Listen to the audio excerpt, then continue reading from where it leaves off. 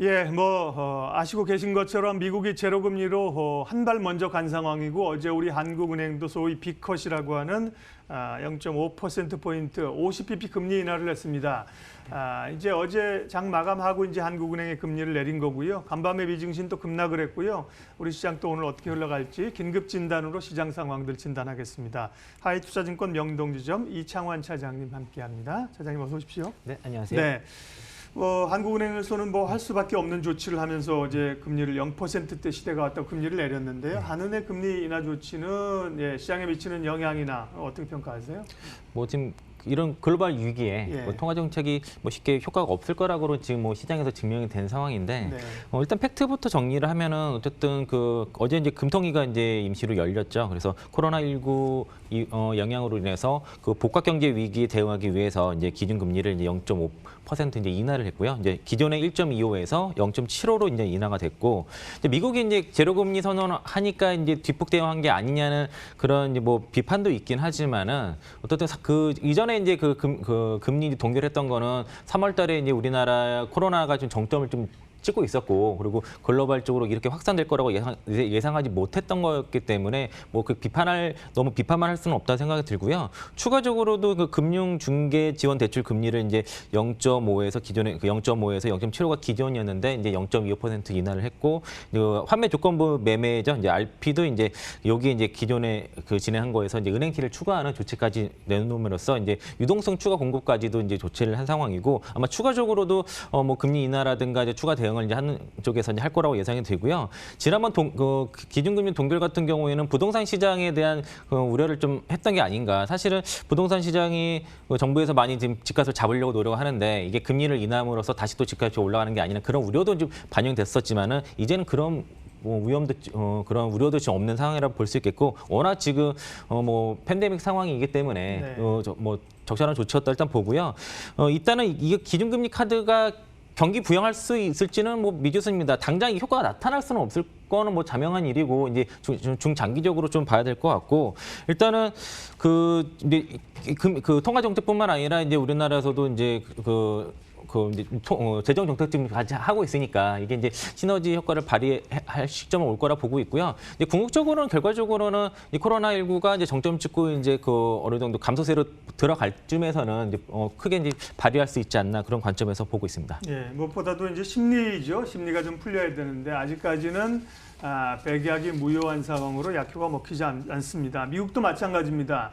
연준회의를 앞두고 긴급적으로 이제 금리를 내리면서 제로금리를 선언했는데 어제 선물 시장이 빠졌고요. 결국 이제 본장에서 또 미국 주가가 급락하지 않았습니까? 미국 증시 상황은 어떻게 보세요? 언제쯤 바닥을 좀 잡을까요? 네, 어제 장 시작하기 전부터 선물 서킷 걸린 상태고, 지난번에도 한번 그렇게 서킷 걸리고 나서 10% 폭락이 나왔었죠. 네. 어제 다우가 거의 3,000포인트 가까이 빠졌더라고요. 12.93% 폭락이 나왔는데, 저도 이렇게 살면서 이렇게 빠진 건 처음 봤습니다, 사실은. 그러게요. 네.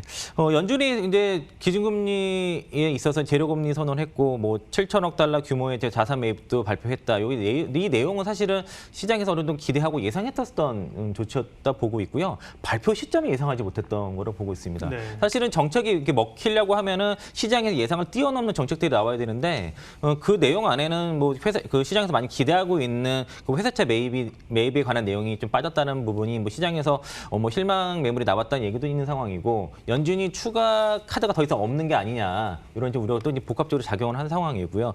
어제 이제 G7에서 이제 화상회의를 했죠. 그래서 모든 대책을 강구하겠다라는 얘기를 했었는데, 제가 새벽 1시쯤에 뉴욕 시장을 봤을 때는 좀 낙폭의 절반 정도 한 6% 정도까지, 마이너스 6% 정도까지 반등을 하고 있었는데, 트럼프 대통령 발표 회견 이후에 낙폭을 끝까지 더 밀어가는 그런 모습이었고, 굉장히 좀 이제 팬데믹 리세션 얘기가 드디어 나왔고요. 그리고 7월, 8월까지도 최악의 경우 갈 수도 있다라는 우려가 나오면서 더 많이 빠졌는데, 17일에 이제 EU에서 이제 화상회의가 진행일 예정이고요. 그리고 조만간에 G20쪽에서도 같이 모여서 이제 회의를 하지 않을까, 그렇기 때문에 어떤 글로벌적으로 좀 정책에 대한 공조가 좀 중요한 상황이 됐었고, 우리나라가 결국 코로나 19에 대한 어떤 사회가 되지 않을까 이런 생각이 좀 개인적으로 듭니다. 왜냐하면은 근데 우리나라는 정점이 드디어 지나기 시작했기 때문에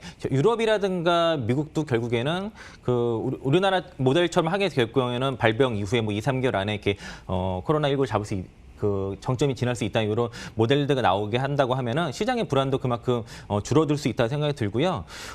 모건 스탠리에서 13일 날 나온 내용이 뭐 시장 바닥 가까워졌다 이런 얘기도 좀 있더라고요. 이게 물론 이제 그래서 뭐 달러를 팔고 위험자산 사라는 얘기하는데 당장 이게 시장의 저점이라고 얘기할 수 없지만 이제 가까워지고 있다는 얘기를 하고 있습니다. 그래서 네. 그거에 대한 대비를 하자는 의미인 것 같고 연준의 이제 기준금리라든가 그 자산 매입 발표 얘기는 사실은 주식시장보다도 채권시장 방어를 위한 조치로 일단 시장에서 해석하고 있습니다. 그래서 주식시장 방어를 위해서는 이제 그 시장의 예상을 뛰어넘는 그런 재정 정책이 나와야 된다고 일단 그렇게 보고 있습니다.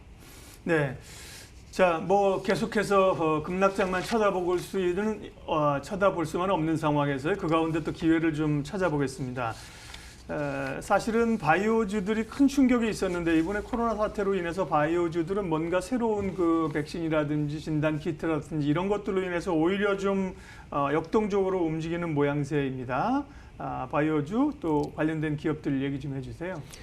확실히 그 진단 키트 관련 종목들은 힘이 굉장히 좋습니다. 네. 실제로 수출이 일어나고 있고 그리고 뭐 시장 같은 경우에는 전에도 한번 우리 코너에 그 예전에 제가 이제 종목 고스톱에서 말씀드렸듯이 그러니까 원래 이거 코로나19가 아니더라도 실적이 되게 그 연 40% 이상 그 영업이익이 증가하는 회사였는데 그 코로나19 이제 진단 키트에 대한 수출이 이제 수요가 급증하면서 실적이 많이 올라가는 모습이고 주가도 굉장히 지금 시장 대비해서 강한 모습입니다. 이렇게 쉽게 좀 부러지지 않는 모습이고요.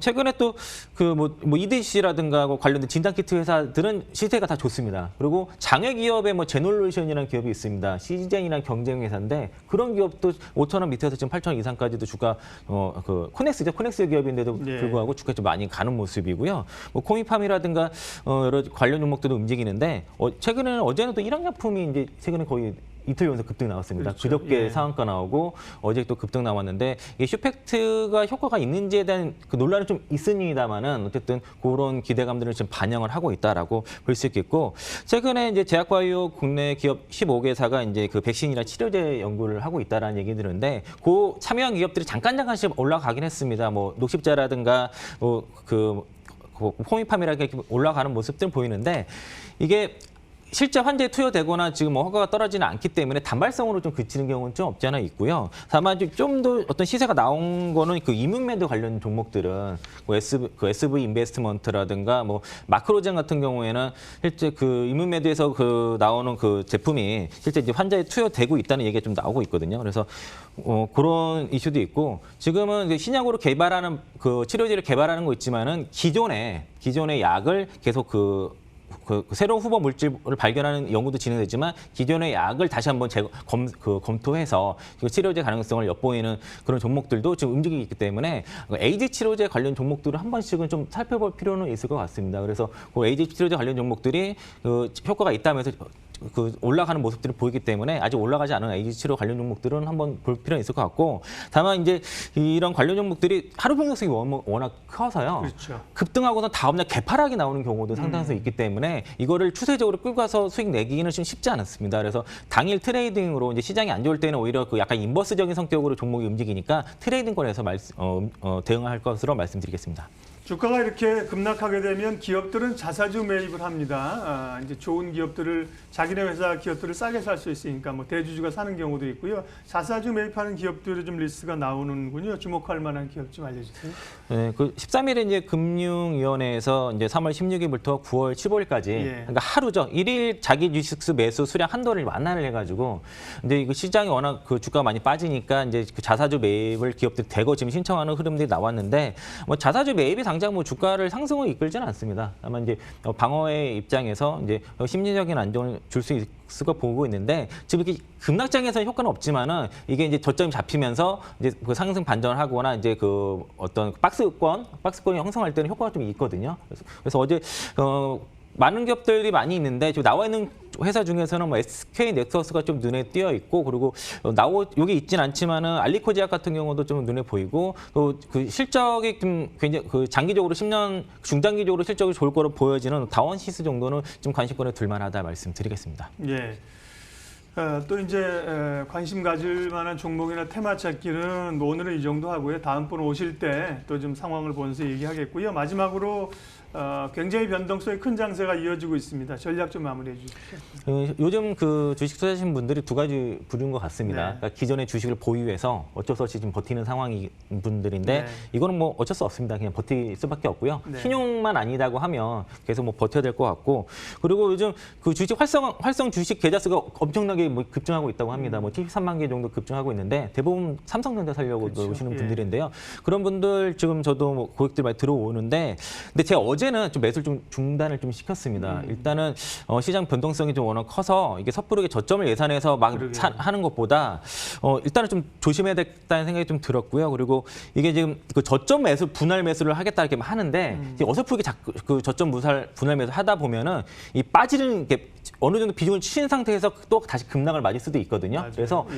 기간을 두고 좀 하셨으면 좋겠습니다. 그러니까 맞습니다. 오늘 빠졌다고 또 사고 내일 사고 이렇게 가는 게 아니라 좀 뭐 일주일, 2주 뭐 한다 이런 식으로 기간을 두고선 분할 매수도 기간을 두자 말씀드리겠고 분명한 거는 시작 바닥권에 분명히 왔다가 오는 생각이 듭니다. 누구나 다 인식을 하고 있고 그게 지금이냐 뭐 내일이냐 뭐 한 달이냐가 이 차이인 거죠. 그래서 분명히 신규 매수 타임이 오고 있다고 생각이 들고요. 주식은 사게 되면은 상방으로만 베팅하게 이지만은 개인들이 뭐 선물이나 옵션을 하지 않는 이상은 뭐 하방 베팅도 할 수 있는 거는 뭐 ETN이나 ETF도 상품도 있거든요. 그래서 그런 ETN이나 ETF 그 레버리지라든가 인버스 상품도 좀 이렇게 틈새 전략으로 같이 병행하셨으면 좋겠고 지수 같은 경우는 상방 하방 다 베팅이 가능하고요. 그리고 원자재 쪽에서도 지금 그 뭐 유가 같은 경우는 뭐 30달러도 깬 상황이라서 뭐 역사적 저점이기 때문에 한번 이거 중장기로 저점 노려볼 필요도 있고 지금 어제 이제 그 패닉장을 딱 보니까 그런 느낌이 들었습니다. 그 시장 참여자들이 다 싫다는 것 같아요.